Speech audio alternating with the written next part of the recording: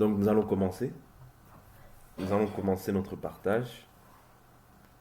Donc hier, nous avions essayé un peu de relater un peu le livre de la Genèse, comment les choses se sont déroulées. Mais il faut savoir que je vais reprendre ça un peu mieux qu'hier, en nous faisant comprendre que déjà la Bible est composée de 66 livres. Ok? La Bible est composée de 66 livres.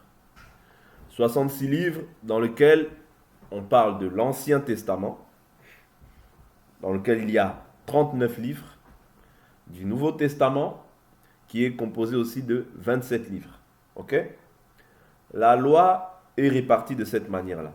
Dans la loi, on parle de la loi des psaumes, des prophètes. Ça, vous le savez, Luc chapitre 24. Ok? Mais il y a les livres que Moïse a écrits. Les livres que Moïse a écrits, c'est les 5 livres de la loi. Quand les Israélites faisaient une action quelconque, ils se référaient toujours par rapport à ce que Moïse a dit. Voilà pourquoi Jésus, quand il parlait, il disait les Israélites sont assis dans la chair de Moïse. C'est-à-dire, on regardait toujours par rapport à Genèse, à Exode, à Nombre, à Lévitique et à Deutéronome. Donc, c'était les 5 livres que Moïse a écrits et qu'il a transmis aux Israélites. Ok? Donc, ça, vous pouvez. Ces passages-là, vous pouvez les voir. Je vais prendre les Écritures rapidement. Ça va vous permettre de voir que c'est Moïse qui a écrit ça.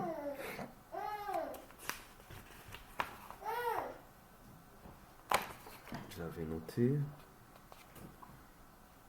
Exode 17, 14. Ouais. Exode 24, 4 à 7. Nombre, chapitre 33, versets 1 à 2. Deutéronome 31, versets 9 à 22. Je reprends. Ce sont les passages qui nous montrent que c'est Moïse qui a écrit ces livres-là. Exode 17, verset 14. Exode chapitre 24, 4 à 7. Nombre 33, versets 1 à 2. Deutéronome 31, versets 9 à 22. Ok? Donc c'est Moïse qui a écrit les 5 premiers livres qu'on appelle aussi la Torah. Ok? Qu'on appelle aussi, dans un autre sens, la Torah.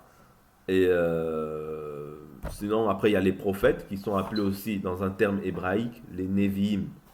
Les Nevi'im, c'est toujours bien de le connaître pour la connaissance personnelle. Ça, c'est les prophètes. Et les Ketuvim. Nevi'im, ça s'écrit N-E-V-I-I-M. Ça, c'est les prophètes. Et les Ketuvim, c'est les écrits. C'est-à-dire tous les écrits et les autres écrits. Ok? Mais les 5 livres que Moïse a écrits, on appelle ça aussi la Torah. Ok? T-O-R-A-H. Ça, c'est les 5 livres de la loi. Ok? Donc ça, c'est juste pour faire une illustration de la manière dont la Bible a été écrite. Ouais? Donc c'est très important aussi de connaître ces choses-là. Donc hier, nous avions vu l'alliance que Dieu avait faite avec Noé, d'accord, qui est l'arc-en-ciel.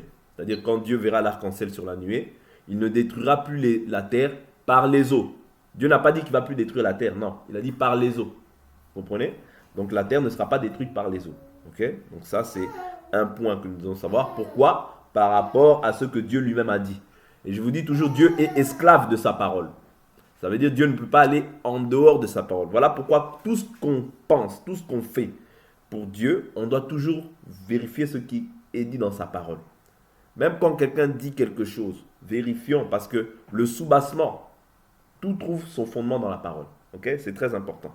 Donc Dieu a dit qu'il ne détruirait plus la terre par les eaux. Donc ça, c'est un point. Donc hier, j'avais oublié de mentionner quelque chose. C'est des choses sur lesquelles on reviendra par la suite. Quand Dieu a créé, il a créé l'homme qu'on appelle Adam. Donc tout le monde sait, l'homme a été formé de l'argile. Dieu a insufflé un souffle vital et l'homme devient une âme vivante. Ok, ça j'en avais pas parlé, mais je viens en parler rapidement. Par la suite, là, Adam, c'est Adam sans péché. Adam quand il est dans la gloire. C'est-à-dire là, le péché n'est pas entré dans le monde. Vous voyez? Et quand nous, au jour d'aujourd'hui. J'anticipe certaines choses, mais c'est des choses pour lesquelles on va revenir parce que c'est important de revenir dessus. Quand nous, on accepte Jésus, c'est-à-dire quand on accepte Jésus, on revient à l'état d'Adam, c'est-à-dire Adam sans péché. Est-ce que vous comprenez? C'est-à-dire quand toi, tu acceptes Jésus, tu reviens à l'état d'Adam quand il était dans la gloire, quand il n'avait pas péché. Voilà pourquoi je dis qu'un enfant de Dieu ne pêche pas. Vous voyez? Parce que quand toi tu acceptes Jésus, il faut comprendre que, voilà pourquoi on dit que Jésus c'est le second Adam. Vous voyez?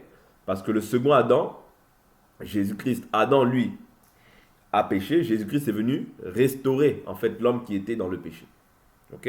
Mais ça, on en parlera par la suite. Ok. Donc, ce qu'il faut comprendre maintenant, les 5 livres de la loi. Genèse, ça veut dire le commencement. Genèse nous explique, comme nous avions dit, nous parle de la création de Dieu, de la chute et du relèvement de l'homme, des alliances. Après, il y a Exode. Exode, ça veut dire sortie ou départ. Vous voyez? L'Exode, ça parle d'Israël en Égypte, tout ça, comment ils étaient esclaves de Pharaon. Israël conduit par Moïse, vous voyez? Des commandements, de l'alliance qu'Israël avait contractée avec Dieu par le sang. Vous voyez? Ça, c'est l'Exode. Lévitique, pourquoi on dit Lévitique? C'est par rapport à la tribu de Lévi. Parce que c'était les fils de Jacob. Jacob avait 12 fils. Et parmi les 12 fils, le 3e s'appelait Lévi. Vous voyez, c'était la tribu qui était asservie en fait pour la sacrificature. C'est-à-dire c'était eux qui servaient Dieu au temple. Je vous ai toujours dit que tout lévite et tout lévite est sacrificateur. Mais tout sacrificateur n'est pas lévite. Vous comprenez? Je reprends. Tout sacrificateur est descendant de Lévi. Vous voyez? Tout sacrificateur est descendant de Lévi. Mais tout lévite n'est pas sacrificateur. Est-ce que vous comprenez? Parce que les sacrificateurs, lévites, c'était les descendants fils d'Aaron. Ça, on l'avait vu, mais on reviendra encore dessus. Parce que c'est important de revoir ça. Donc là, ici, je fais juste un résumé. Donc, Lévitique, quand on parle du livre de Lévitique, ça parle, c'est lié à la tribu d'Israël. Dans Lévitique, on voit beaucoup plus, dans le livre de Lévitique, on voit beaucoup plus la manière dont comment servir Dieu au temple, quelle offrande il fallait donner, toutes ces choses-là. Vous voyez, ça contient aussi les lois et les règles morales. Vous voyez, les différents sacrifices à offrir pour le sacerdoce, les bénédictions et les malédictions. Ici, j'ai fait des résumés. Ok? Après, on a le livre de Nombre. Nombre, qui veut dire dans le désert. Parce qu'en hébreu, quand ils prennent le terme... en fait, pourquoi on prend en hébreu? Parce que le terme est beaucoup plus clair.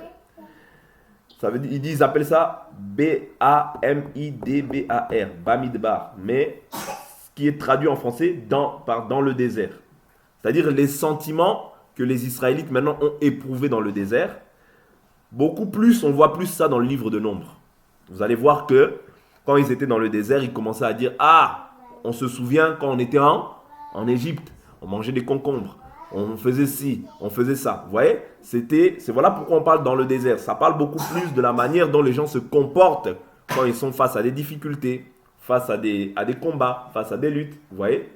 Donc dans le livre de Nombre, c'est ça. On y voit quelques lois, la fonction des Lévites, des Kéatites, tout ça. Donc, les désirs des Israélites, la manière dont Dieu est avec son peuple, la manière dont Dieu a tué ceux qui avaient de mauvais désirs dans le cœur, et les idolâtres. Le dénombrement des Israélites et l'entrée dans Canaan. Je répète, on y voit quelques lois. La fonction des Lévites. Les désirs des Israélites dans le désert. Ici, je suis dans le livre de Nombre. Les désirs des Israélites dans le désert. La manière dont Dieu est avec son peuple. Vous voyez? Là, vous pouvez voir Nombre 22, 23. Nombre 22, chapitre 23, tout ça. La manière dont Dieu a tué ceux qui avaient de mauvais désirs dans le cœur et les idolâtres. Le dénombrement des Israélites et l'entrée dans Canaan. Ok? Ici, je suis toujours dans la présentation des livres. Après, on a le livre de Deutéronome. Deutéronome. Ça veut dire deuxième loi. Ok? Ça veut dire deuxième loi. Donc le livre, il est consulté. En fait, ce livre-là, il fait beaucoup plus un rappel. Il fait le rappel de tous les autres livres. Ouais.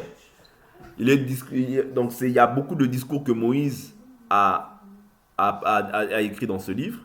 Il relate, comme j'ai dit, les faits qu'Israël ont commis dans le désert, les bénédictions, les malédictions, l'obéissance et l'amour de Dieu, la manière dont on doit se comporter dans Canaan, c'est-à-dire la terre promise pour Israélites. Vous voyez? Parce que ce n'est pas Moïse qui a fait entrer Israël en Canaan, mais c'est Josué. Ok?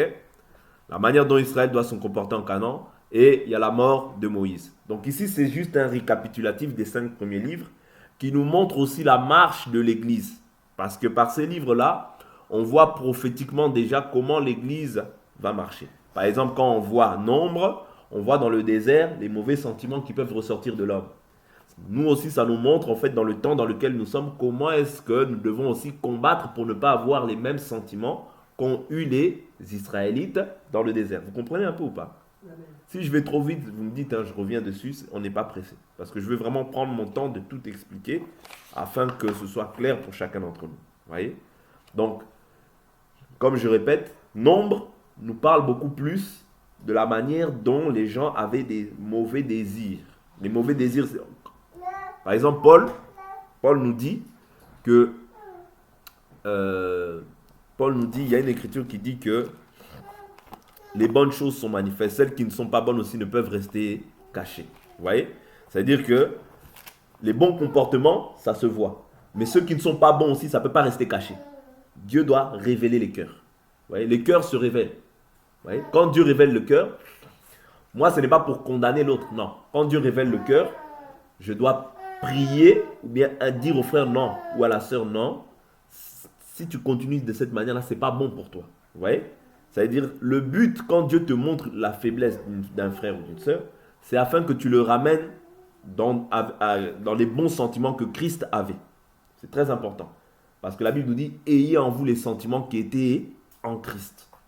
Vous voyez? Donc ici, comme j'ai dit, je faisais juste une présentation des livres parce que je ne veux pas passer vite cette fois-ci, mais je veux prendre le temps de apporter un maximum d'informations par rapport aux livres. Parce que même ces livres-là, en réalité, quelque part, ce sont des prophéties. Okay? Ce sont des prophéties qui nous montrent comment est-ce que l'Église aussi doit marcher dans les temps dans lesquels nous sommes. C'est très important. Donc hier, nous avions vu Abraham, Lot, la manière dont Dieu était parti voir Abraham en disant que cacherai-je, je crois qu'on en était là, cacherai-je ce que je vais faire à Abraham. Vous voyez? On avait vu les bénédictions, bien la promesse que Dieu avait faite à Abraham, je te bénirai. Dieu avait dit ça. Il a dit, tu deviendras père d'une foule de nations. Ok? Je te multiplierai à l'extrême. On ne t'appellera plus Abraham, mais ton nom sera Abraham. Abraham, nous avons dit, ça veut dire père élevé. Abraham, c'est père de multitude. Vous voyez? Père de la multitude. Je ferai naître de toi des rois des nations. Ok? Ça, c'est aussi une promesse. J'établirai mon alliance avec toi et ta descendance après toi. Toutes ces choses aussi, on va les étudier. Parce que dans ces choses-là aussi, la Bible nous dit que l'Écriture rend témoignage de moi. Jésus dit, il fallait que s'accomplisse de moi tout ce qui est écrit dans la loi, dans les psaumes, dans les prophètes. Nous allons essayer de voir en quoi ces Écritures-là s'attribuent à Jésus. Vous voyez, par la suite. Je te donnerai à tes descendants, je te donnerai à toi et à tes descendants après toi tout le pays de Canaan. Tu garderas mon alliance. L'alliance, nous avons vu que c'était la circoncision. Ok? Je te comblerai de bénédictions. Ta descendance auront le contrôle de leurs ennemis. Toutes les nations seront bénies par ta descendance. Vous voyez? Donc ça, c'était les promesses qui étaient faites à Abraham. Parce qu'il a cru en Dieu. Vous voyez? Donc, avançons un peu par rapport à ça. Avançons, on reviendra dessus pour voir après comment est-ce que ces choses-là sont attribuées à Jésus. On reviendra dessus. Donc, par la suite, nous voyons, nous avions dit la manière dont nous avions vu comment Lot et Abraham se sont séparés parce qu'ils avaient un cheptel ou bien ils avaient des animaux en trop grand nombre. Donc, il y a eu des disputes. Ils se sont séparés. Les bergers d'Abraham et les bergers de Lot se sont séparés parce qu'il y avait des disputes. Okay? Et le pays était trop petit pour tout ce qu'ils possédaient. Donc Dieu les avait bénis à ce niveau-là. Donc nous voyons par la suite qu'est-ce qui se passe. Donc la destruction. Dieu veut détruire Sodome et Gomorrhe. Pourquoi? Tout ça était lié à l'homosexualité et aux choses qui se passaient. On peut lire cette histoire, ça va nous aider. Ça va nous aider parce que la Bible nous dit ce qui a été, c'est ce qui est, c'est ce qui sera. Il n'y a rien de nouveau sous le soleil. Ces choses-là que nous avons vues à Sodome et Gomorrhe, c'est des choses aussi que nous devons voir avant l'enlèvement de l'Église. Nous devons voir toutes ces choses-là aussi arriver. C'est très important. Je prends chapitre 19, verset 1 de Genèse. Les deux anges arrivèrent à Sodome sur le soir. Lot était assis à la porte de Sodome. Quand Lot les vit, il se leva pour aller à leur rencontre et se prosterna la face contre terre. Puis il dit, mes seigneurs, détournez-vous, je vous prie, pour entrer dans la maison de votre serviteur. Passez-y la nuit, lavez-vous les pieds, vous vous lèverez de bon matin et vous poursuivrez votre route. Non, répondirent-ils, nous passerons la nuit sur la place. Mais Lot les pressa tellement qu'ils firent un détour chez lui pour entrer dans sa maison. Ils préparèrent pour eux un festin et firent cuire des pains sans levain. Ils mangèrent. Je saute, vous pouvez toujours lire l'entièreté. Verset 5, ils appelèrent Lot et lui dirent, où sont les hommes qui sont entrés chez toi cette nuit? Fais-les sortir vers nous pour que nous les connaissions. Lot sortit vers eux à l'entrée de la maison et ferma la porte derrière lui. Il dit, mes frères, je vous en prie, ne faites pas de mal. C'est-à-dire là, l'intention que cette population avait à l'égard des anges, c'était de pouvoir avoir des rapports homme avec homme. Vous voyez? C'est ça qui se dit ici. Il dit, voici, je vous en prie, j'ai deux filles qui n'ont pas connu d'homme, je vous en prie, je vous les amènerai dehors et vous leur ferez ce qu'il vous plaira. Seulement, ne faites rien à ces hommes puisqu'ils sont venus à l'ombre de mon toit. Il dit, retire-toi. Il dit encore, celui-ci est venu tout seul comme immigrant et il veut faire le juge. Eh bien, nous te ferons pire qu'à eux. Puis, pressant Lot avec violence, ils s'avancèrent pour briser la porte. Et les anges étendirent la main, firent rentrer Lot auprès d'eux dans la maison et fermèrent la porte. Donc ici, on voit simplement, ces mêmes choses-là doivent arriver avant l'enlèvement de l'Église. C'est-à-dire, on va voir vraiment des gens, avant l'enlèvement de l'Église, on va voir des gens vraiment qui cherchent à... Parce que quand en fait les anges sont là à enlever Lot et à frapper le peuple d'aveuglement, vous voyez, je sais pas comment. C'est-à-dire, quand les anges ferment la porte, en réalité, ça, c'est aussi l'enlèvement de l'Église. Vous voyez, l'Église va être enlevée. Quand l'homosexualité va arriver à son comble, c'est là que Dieu, en fait, enlèvera son Église. Parce qu'on verra ces choses-là. C'est-à-dire, on verra l'homosexualité. Vraiment, quelqu'un, on l'attrape, on commence à te faire du mal, on commence à vouloir avoir des rapports sexuels avec toi. C'est des choses qui vont arriver. Voilà pourquoi il faut que nous nous préparions à l'enlèvement. Sérieusement, c'est des choses qui vont arriver. Voilà pourquoi nous qui sommes de Dieu, demeurons fermes. Parce que la Bible nous dit, ceux qui auront connu leur Dieu agiront avec fermeté. Nous devons agir avec fermeté dans la voie dans laquelle nous suivons. Parce que ces choses-là arrivent. On le voit déjà. Vous voyez? Donc, ne négligez pas ces choses-là. Nous avançons. C'était juste une parenthèse. Donc, après, comme j'ai dit, Abraham a fait une alliance. Donc, l'alliance, c'était la circoncision. Ça veut dire que toute la descendance d'Abraham, ou bien tout enfant qui était né dans sa maison, devait être circoncis, obligatoirement. Ouais, devait être obligatoirement circoncis. Parce que c'était ça l'alliance qui déterminait que tu étais fils d'Abraham. Ouais. Donc, eux, l'alliance que Israël avait, c'était la circoncision physique. Voilà pourquoi quand on va voir Isaac, il était circoncis. Quand on va voir Jacob, il était aussi circoncis. Les fils de Jacob, ils étaient aussi circoncis. Vous voyez? Et quand on voit... là, j'avance un peu vite. J'avance rapidement pour voir un peu... Dina, vous voyez, Dina, lorsque elle a été prise de force, vous voyez, elle a été prise de force dans Genèse chapitre 34. Genèse chapitre 34, qu'est-ce que les fils de Jacob ont dit? Les fils de Jacob ont dit, verset 13, Genèse 34, verset 13. Les fils de Jacob répondirent avec ruse. Non, verset 11, je prends le verset 11. Sichem dit au père et aux frères de Dina, pour obtenir ta faveur, je donnerai ce que vous me direz. Exigez de moi une forte dot. Donc ici, je résume un peu l'histoire. C'est-à-dire, Dina, c'était la fille de Jacob. Ok? Elle est sortie pour aller voir les filles du pays. Et après, elle a été comme forcée ou bien violée, si on peut dire, par un des fils de Sichem. Ok? Par un fils de Sichem. Donc, qu'est-ce qui s'est passé? Comme eux, c'était un peuple des nations.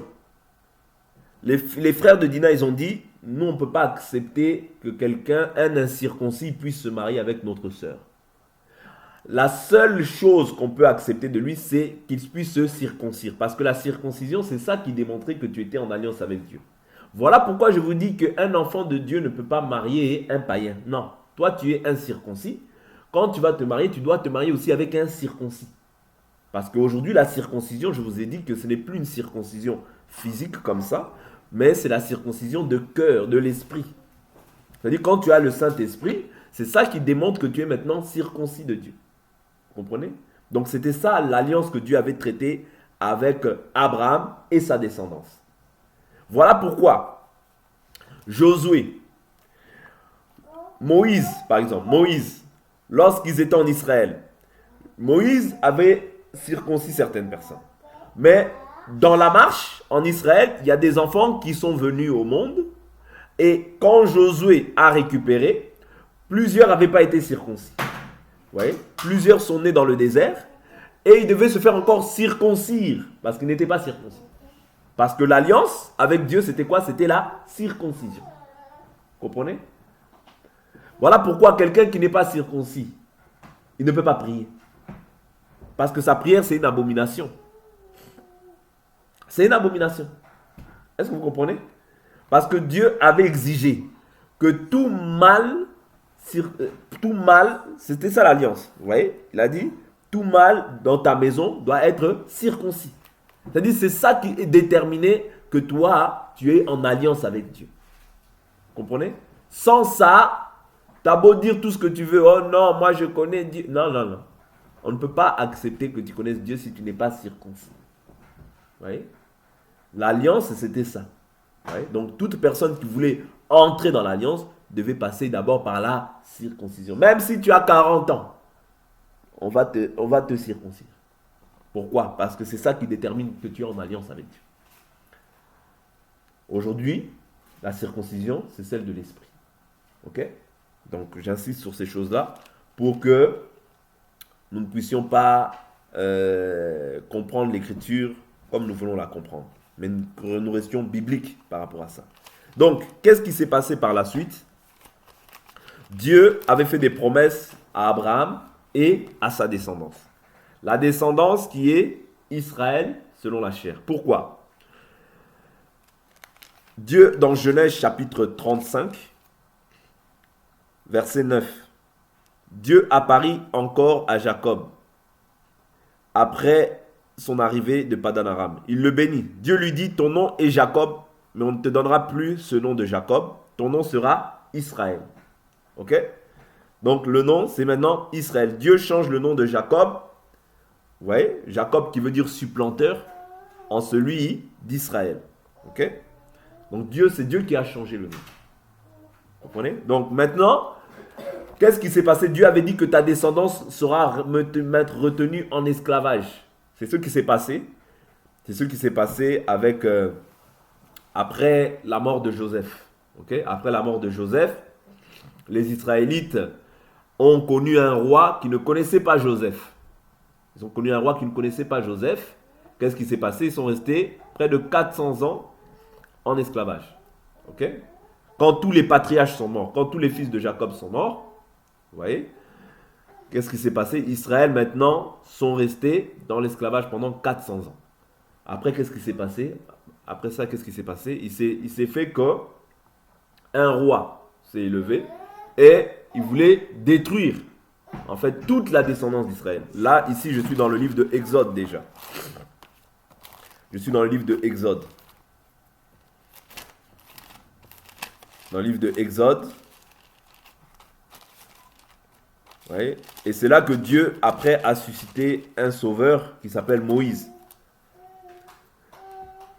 Ouais. Donc ici, je prends Exode chapitre 1, verset 8.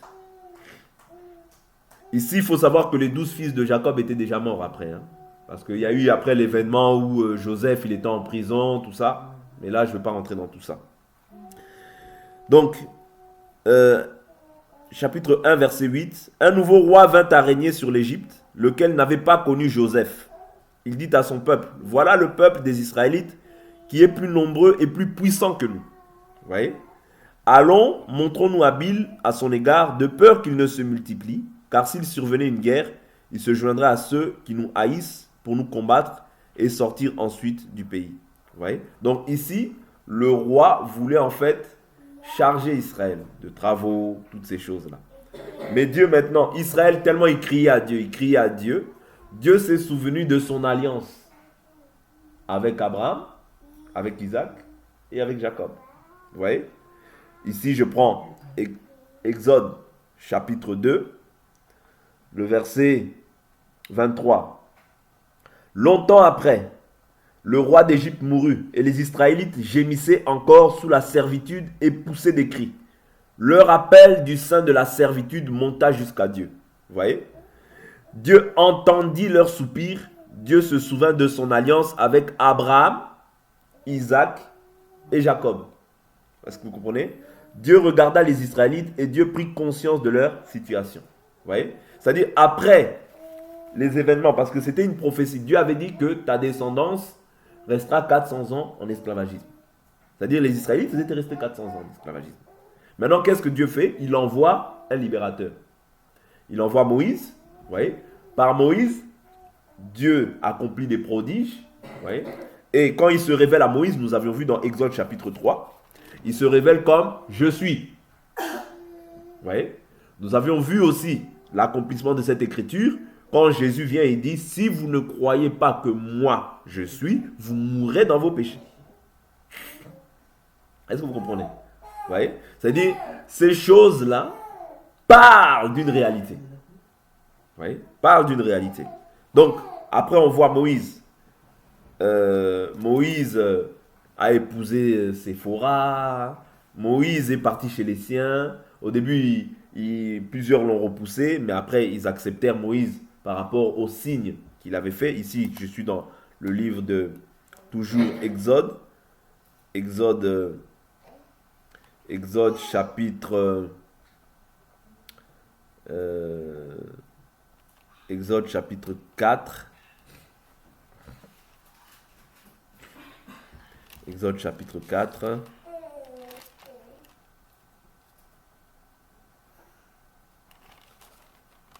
Exode chapitre 4.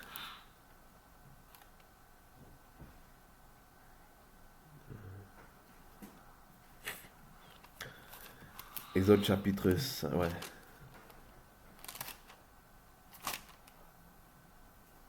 Tu parleras et tu mettras, ah Seigneur. Moïse dit à l'Éternel, ah Seigneur, je ne suis pas un homme. Voilà, bon, Moïse après est dans le doute, hein. Quand on voit dans Exode chapitre 4, verset 10, il est dans le doute et on voit, c'est à partir du verset 4, verset 27. L'Éternel dit à Aaron, va dans le désert au devant de Moïse. Il partit, rencontra Moïse à la montagne de Dieu et l'embrassa. Moïse fit connaître à Aaron toutes les paroles de l'Éternel qu'il avait envoyées et tous les signes qu'il lui avait ordonné d'opérer. Moïse et Aaron s'en allèrent et rassemblèrent tous les anciens des Israélites. Vous voyez? C'est là qu'après, Aaron rapporta toutes les paroles que l'Éternel avait dites à Moïse et il opéra les signes aux yeux du peuple. Donc quand ils ont fait les signes par la suite, ils ont cru. Vous voyez? Donc il faut comprendre que Moïse avait grandi dans la maison du Pharaon. Voilà pourquoi la Bible nous dit que Moïse était instruit selon la sagesse des Égyptiens. Ça veut dire qu'il connaissait le mysticisme qu'on voit aujourd'hui. Vous voyez? Égyptien, pourquoi? Parce qu'il avait grandi dans la maison de Pharaon. Vous voyez? Il avait grandi, c'est-à-dire la fille de Pharaon, c'est elle qui l'a élevé. Vous voyez? Parce que Moïse avait été, sa mère, qui est Yokebed, je crois, si je me souviens bien, vous voyez, l'avait abandonné, l'avait laissé dans les eaux. Voilà pourquoi on appelle Moïse, ça veut dire tirer des eaux, je crois, si je me souviens bien. Vous voyez? Donc quand on peut voir ça au chapitre 2 de Exode, Exode chapitre 2. T'as dit quoi, Janice? Sauver des eaux, voilà, sauver des eaux. Voilà. Exode chapitre 2, verset 2. Cette femme devint enceinte et enfanta un fils. Elle vit qu'il était beau et elle le cacha pendant 3 mois. Ne pouvant plus le cacher, elle prit pour lui un coffret de jonc qu'elle enduisit de bitume et de bois. Elle y mit l'enfant et le déposa parmi les roseaux sur le bord du Nil. La sœur de l'enfant se tint à quelque distance pour savoir ce qui lui arriverait. La fille du Pharaon, vous voyez, descendit vers le Nil pour se baigner et ses compagnes se promenèrent au bord du Nil. Elle aperçut le coffret au milieu des roseaux et envoya sa servante pour le prendre. C'est pour ça que je vous dis que Moïse a été élevé en fait par la fille de Pharaon. Vous voyez, la fille de Pharaon. Mais sa mère l'a sevré pendant 3 mois. Ok? Mais elle a été élevée par la fille de Pharaon. Voilà pourquoi il était instruit selon la sagesse des Égyptiens. Il connaissait les pratiques égyptiennes. Et après, Dieu l'a envoyé afin de pouvoir délivrer Israël de l'emprise en fait du Pharaon. Vous voyez, et de la servitude avec laquelle il dominait sur eux. C'est très important de savoir ces choses. Donc, après toutes ces choses-là, après tous ces signes, Israël sort d'Égypte. Dieu envoie la loi pour Israël. Vous voyez, Dieu donne la loi. Comment est-ce que cette loi-là va s'accomplir? Dieu va donner les 10 commandements, Dieu va parler à Moïse, tout ça, les eaux vont être séparées en deux, tous les prodiges on les connaît je crois. Qu'est-ce qui va se passer par la suite? Dieu va permettre que maintenant l'alliance puisse être conclue par le sang. La Bible nous dit sans effusion de sang, il n'y a pas le pardon du péché. Vous voyez?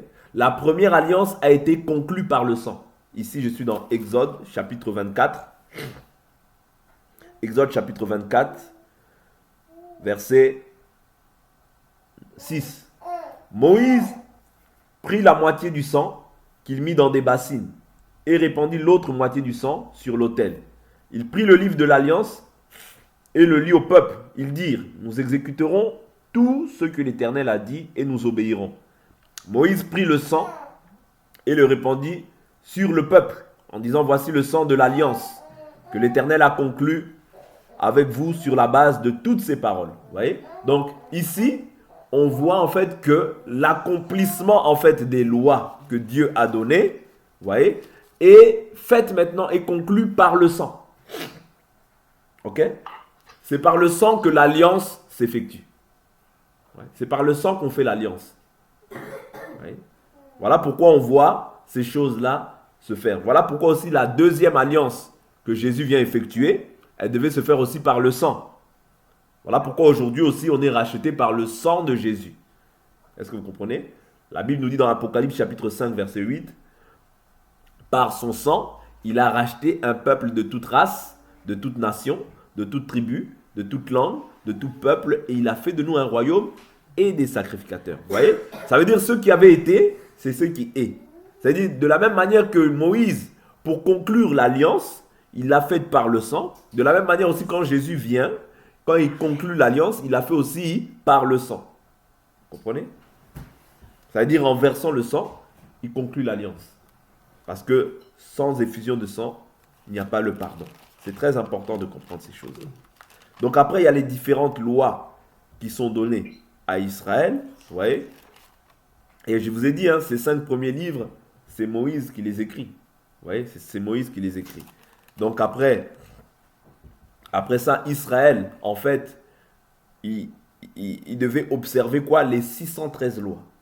Parce qu'en tout, quand on voit Exode, Lévitique, Nombre, Deutéronome, vous voyez, Tout ça, et ou Genèse, toutes ces choses-là composaient en fait la marche à suivre pour Israël. C'est-à-dire Israël, ils observaient en fait la Torah. Ouais, c'est par la Torah qu'ils pouvaient se dire que bon, on ne peut pas faire ça, ça je ne peux pas faire. Ouais, ça je ne peux pas faire, ça je ne peux pas faire. Bon, ça je dois faire. Donc c'est ça qui régissait Israël. C'est ça qui conduisait Israël. Israël en fait vérifiait par rapport à ce qui se dit dans la loi et c'est ça qui les dirigeait en fait. Ouais. Donc ils étaient dirigés ou régis par les 613 lois. C'est très important. Et c'est cette loi-là qui permettait en fait à Israël de pouvoir craindre Dieu. Parce que la Bible nous dit, celui qui mettra cette loi en pratique vivra par elle. C'est-à-dire Israël vivait par les 613 lois. C'est très important de comprendre ces choses. Maintenant, les 613 lois, ils étaient répartis en trois. Les 613 lois, ils sont répartis en trois. Il y avait les lois morales, les lois civiles et les lois sacrificielles. Les lois sacrificielles, c'est quoi? Tu viens, tu offres un taureau, tu offres un bélier, tu offres une tourterelle, tu offres un pigeon. On offrait en fonction de nos moyens. On n'offrait pas, par exemple, si toi tu gagnes peu, tu peux offrir peut-être un pigeon. Est-ce que vous comprenez? C'était en fonction de tes moyens que tu offrais. Quelqu'un qui a, par exemple, qui offre un taureau, c'est quelqu'un qui a de l'argent. Est-ce que vous comprenez? Quelqu'un qui offre un bélier, c'est quelqu'un qui a l'argent. Ouais, mais toi, quand tu offres un pigeon, on voit que tu n'as pas beaucoup d'argent. Bon, c'était comme ça hein, dans la loi. C'était comme ça vraiment. Vous voyez? C'est-à-dire que quand les gens qui offraient des pigeons, des choses comme ça, c'est des gens qui n'avaient pas beaucoup de moyens. Vous voyez? Donc c'était en fonction des moyens. C'est-à-dire que quand tu offrais, c'était pour toi en fait, chaque année, chaque fin d'année, il y avait en fait un rassemblement. Je prends l'écriture. Chaque année, il faisait le pardon, comme on peut dire, le pardon des péchés. Vous voyez? Chaque année. Je prends une écriture, Hébreu. Hébreu. Je ne vais pas aller trop vite, hein, frère. Supportez-moi. Hein. Voilà. Je prends l'écriture de Hébreu, chapitre 10. Hébreu, chapitre 10. Hébreu, chapitre 10, verset 1. La loi, en effet, possède une ombre des biens à venir et non pas l'exacte représentation des réalités. C'est pourquoi elle ne peut jamais, par les sacrifices toujours identiques qu'on présente perpétuellement chaque année, amener à la perfection ceux qui s'approchent ainsi de Dieu. Vous voyez? Sinon, n'aurait-on pas cessé d'en présenter, puisque ceux qui rendent ce culte auraient été purifiés une fois pour toutes et n'auraient plus eu aucune conscience de leurs péchés. Mais par ces sacrifices, on rappelle chaque année le souvenir des péchés. Vous voyez? Car il est impossible que le sang des taureaux et des boucs ôte le péché. Or, Jésus, quand il est venu, c'est pourquoi? C'est pour ôter le péché. Mais ça, qu'est-ce que ça faisait? Ça couvrait le péché. C'est ça la différence. C'est-à-dire, quand les gens, ils offraient pour leur pardon, mais ça couvrait le péché. Mais ça n'ôtait pas le péché. Jésus, l'œuvre qu'il est venu accomplir, c'est ôter le péché. À la racine. Vous comprenez? Mais ça couvrait le péché. Est-ce que vous comprenez? Car il est impossible que le sang des taureaux et des boucs ôte les péchés. C'est pourquoi, en entrant dans le monde, le Christ dit, tu n'as voulu ni sacrifice, ni offrande, mais tu m'as formé un corps. Vous voyez? Donc, tu n'as agréé ni holocauste, ni sacrifice pour le péché. Vous voyez? Donc, Dieu n'agréait pas ces choses-là, en réalité. C'était pour un temps, mais Dieu ne l'agréait pas. Vous voyez? Parce que le sacrifice que Dieu a agréé, c'est le sacrifice de Jésus. Ouais, c'est pas moi qui le dis. Hein. Alors j'ai dit, voici je viens. Dans le rouleau du livre, il est écrit à mon sujet, pour faire, ô Dieu, ta volonté. Il dit d'abord, tu n'as voulu et tu n'as agréé ni sacrifice ni offrande, ni holocauste, ni sacrifice pour le péché, qui cependant sont offerts selon la loi. Vous voyez? Dans la loi, ils offraient des sacrifices, toutes ces choses-là. Vous voyez? Mais Dieu n'a pas agréé ces choses-là. Dieu a agréé l'offrande de Jésus. Vous comprenez? Donc ici, ce que nous devons comprendre, parce qu'on va s'arrêter dans 2 minutes, ce que je voulais faire comprendre, c'est que dans les lois sacrificielles, ou bien cérémonielles, c'est pareil, on voyait tout ce qui était lié en fait au, au, au temple. Vous voyez, tout ce qui était lié au temple pour le pardon des péchés des hommes. Vous voyez. Et celui qui faisait en fait cette cérémonie, c'était le souverain sacrificateur. Je vous ai dit tout à l'heure, parce qu'on va revenir dessus, hein, je ne veux pas aller vite comme je l'ai dit, c'était le souverain sacrificateur qui faisait cette cérémonie. C'est-à-dire, toi, tu viens, tu sais que chaque année, tu viens, tu donnes ton pigeon ou bien ton taureau, lui, il coupe et il rentre maintenant dans le temple. Le temple, il était formé en trois parties. Il y avait le parvis, là où il y a le peuple, le lieu saint, le saint des saints. On en parlera plus tard. Vous voyez? Lui, il rentrait, il faisait tout ce qu'il avait à faire, il coupait, et quand il ressortait, le peuple, en fait, était pardonné. Vous voyez? Le peuple était pardonné. C'est-à-dire, par le sang, le peuple était pardonné. Ok? Donc, aujourd'hui, ce que nous devons comprendre, c'est que cette loi-là, maintenant, elle est abolie. Quand je dis elle est abolie, Jésus dit, je ne suis pas venu pour abolir, mais je suis venu accomplir. C'est-à-dire, Jésus a accompli ça dans son propre corps. Lui-même, il s'est offert comme une victime. Voilà pourquoi, quand Jean-Baptiste, il le voit, il dit, voici l'agneau de Dieu qui fait quoi? Qui ôte. C'est-à-dire, les gens le voient comme un homme, mais lui, il le voit comme un agneau qui fait quoi? Qui ôte les péchés du monde. Vous comprenez? Or, qui est-ce qui ôtait les péchés? C'était les animaux qu'on offrait. Est-ce que vous comprenez? Je ne sais pas si vous comprenez. C'est-à-dire, quand tu offrais un animal, c'est lui qui couvrait le péché dans la loi. Vous voyez? Parce que quand on coupe l'animal, le sang qui va être versé, c'est pour le pardon de tes péchés. On est d'accord? Mais maintenant, quand Jean-Baptiste il voit Jésus, il dit, ah, voici l'agneau de Dieu qui ôte. Pas qui couvre, non, qui ôte les péchés du monde. Vous voyez? Donc le véritable animal qui ôte les péchés, c'est Jésus. Vous comprenez? Donc on va avancer petit à petit, je ne vais pas aller trop rapidement. Donc retenez simplement ça, demain on parlera de ça. Les trois lois, loi cérémonielle, loi civile, loi morale. Loi civile, loi morale, c'est toujours d'actualité. Oh, tu n'iras pas... tu ne verras pas la nudité de ta sœur, tu ne verras pas la nudité de la femme de ton frère, tu ne verras pas la nudité de ta tante. Vous voyez? Les lois morales. Ça, c'est toujours d'actualité. Vous voyez? Les lois civiles. Comment être bien dans la société avec les gens, toutes ces choses-là, c'est toujours d'actualité. Donc, on évoluera petit à petit. Je ne veux pas aller vite. On va s'arrêter là pour aujourd'hui.